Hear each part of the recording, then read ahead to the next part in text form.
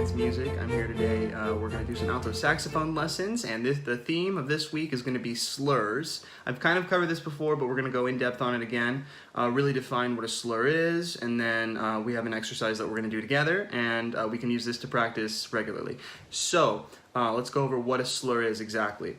A slur is a curved line, and it connects two different notes together so that you play them in a legato, smooth way. So basically, for example, if you don't have a slur and you have two notes together, you would articulate them individually, like this. But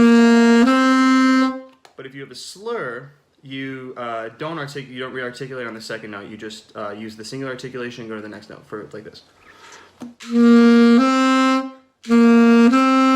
Is the first way, and then the second way.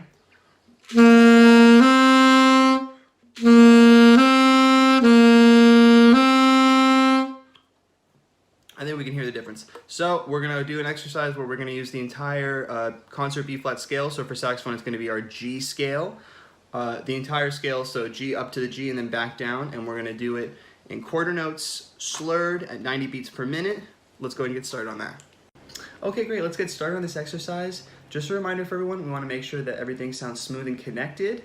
All of our articulations are going to have to sound smooth and connected for this slur exercise. We're going to be playing our G scale, which is the concert B flat scale for alto saxophone, from G up to the high G and back down in quarter notes, with metronome on 90, and going to be slurring every other note. The last one we're going to hold out for 4 beats. And let's get started on that.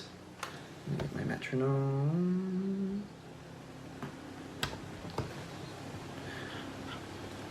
One, two, ready.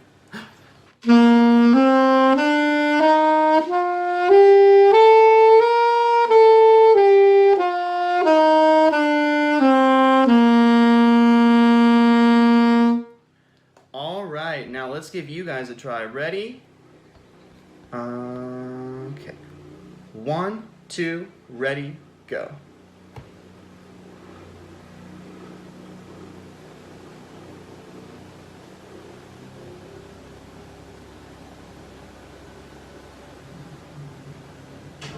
Okay, awesome job, guys. Awesome job. So, just to sort of reiterate what the whole purpose of this exercise was, we're doing our slur exercise. Slurs being the connecting curved note for two individual notes that makes the articulation legato rather than an individual articulation for each note.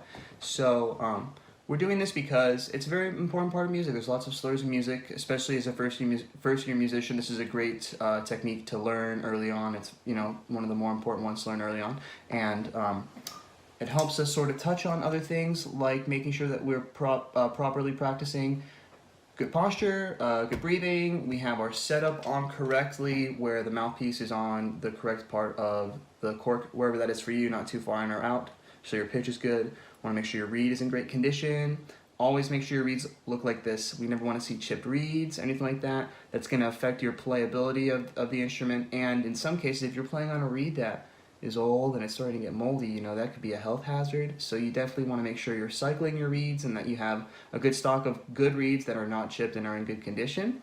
And the ligature, want to make sure your ligature's on correctly and that it's the right type of ligature that you have on for what you want. Like, for example, like I've said in a previous video, with this ligature, the screws are on top just because that's how it's designed. Most ligatures where they have screws for beginning students are going to go on the bottom. The screws are going to go on the bottom, so I want to make sure we're putting it on correctly.